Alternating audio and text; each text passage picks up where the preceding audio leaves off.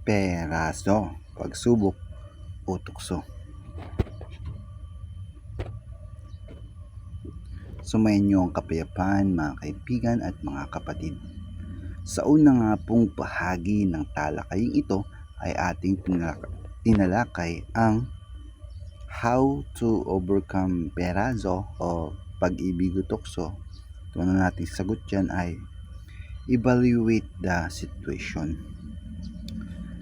Yan po yung unang nating sagot na kung saan harapin ito bilang isang test, pursue the positive outcome, at step the stairs of improvement.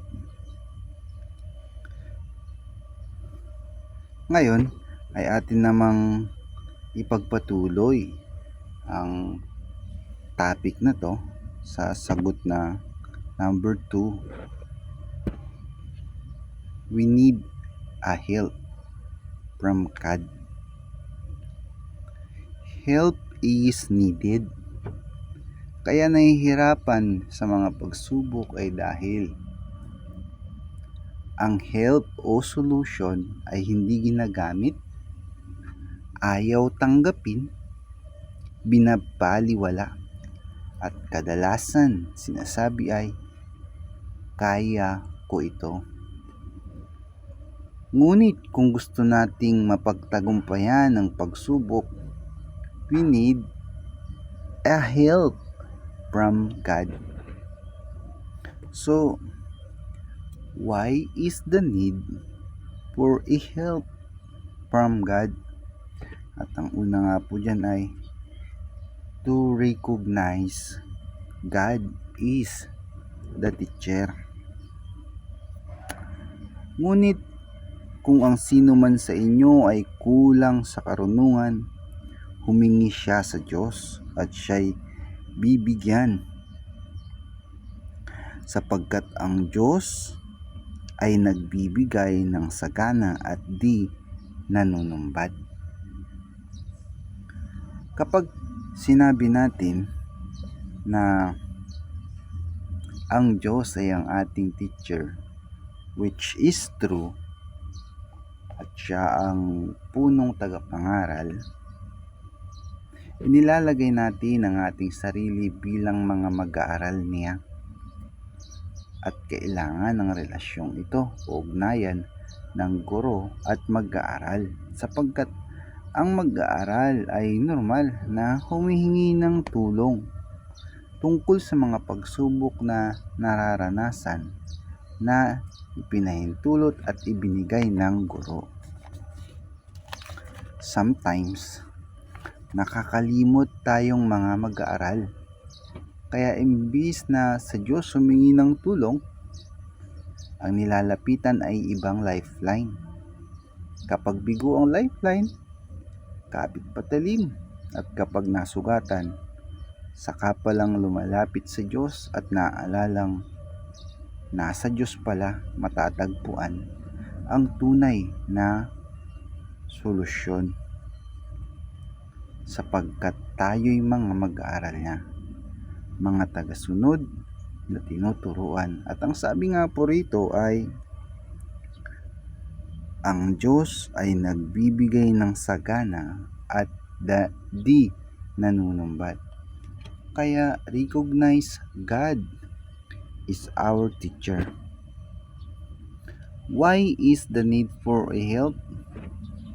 Pangalawa, to ask in faith to God. But let him ask in faith with no doubting. For the one who doubts is like a wave of the sea that is driven and tossed by the wind. Ang paghingi ng tulong sa Diyos ay dapat nakaayon sa pananampalataya sa kalooban ng Diyos at hindi ng ating kagustuhan. Ang pagsubok ay ipinapahintulot sa atin upang ating maituwid ang mga maling pananampalataya.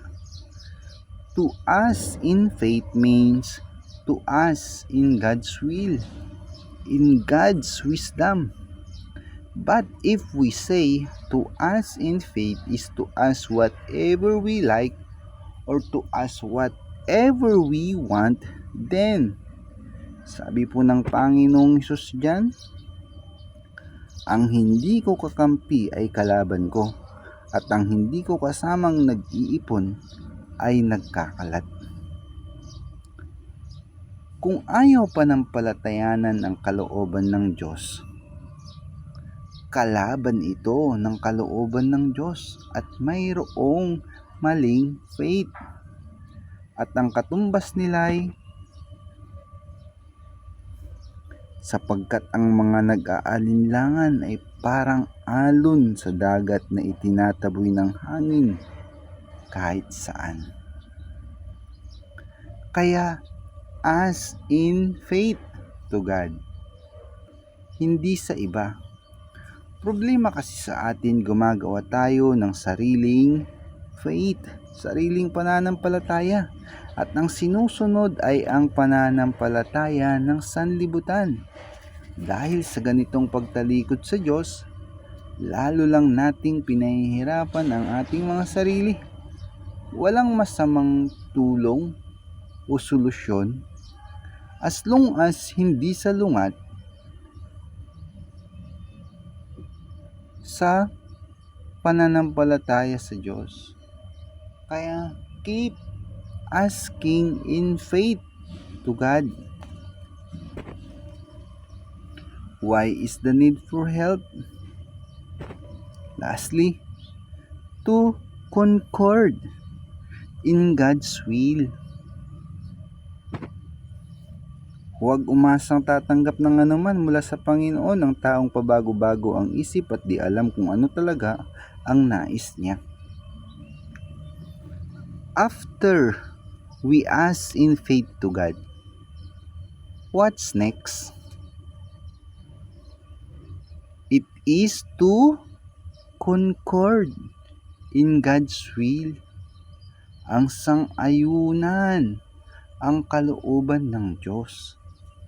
Bakit?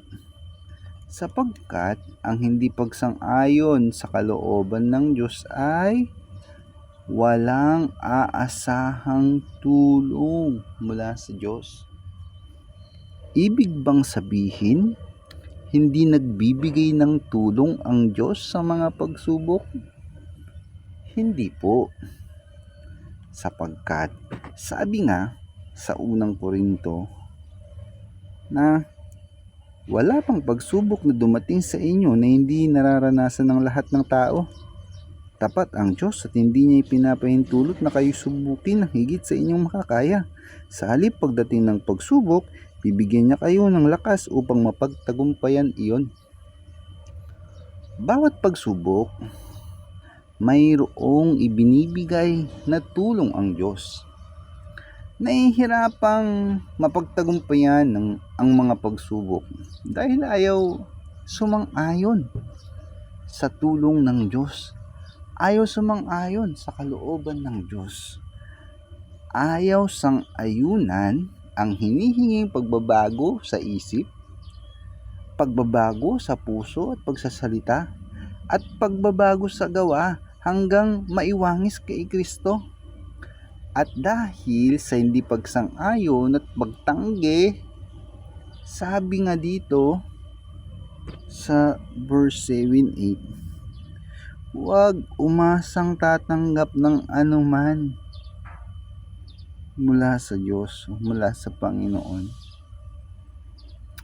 Anuman ang pagsubok na kinakaharap natin, bisyo, karamdaman, kahirapan, kayamanan, nasa ng laman, mga nakasanayan, at kung ano-ano pa na maaaring pagsubok na ating nararanasan o mararanasan. Hindi iyan mapagtatagumpayan kung ayaw naman na sumang-ayon sa tulong ng Diyos. Kung tinatanggihan ang kalooban ng Diyos. Kailan masasabing sumasang-ayon na sa Diyos? Kapag hindi na nagdadalawang isip na sumunod at i-apply sa buhay ang mga natutunang salita ng Diyos. Sa pagkakataong iyon, ang pagsubok ay hindi na pabigat ng buhay, kundi isang karanasang sinang-ayunan ng Diyos. Napatutunayan na ang salita ng Diyos ay buhay at may kapangyarihan. Ikaw, kaibigan at kapatid, naranasan mo na rin ba ang tulong ng Diyos sa mga pagsubok? So, how to overcome? Peraso? Evaluate the situation, and then number 2, we need help from God. At ang number 3 ay sa susunod na po natin tatalakayin.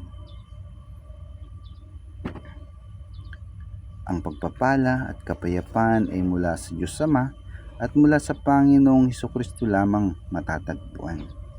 Hanggang sa muli, mga kaibigan at mga kapatid.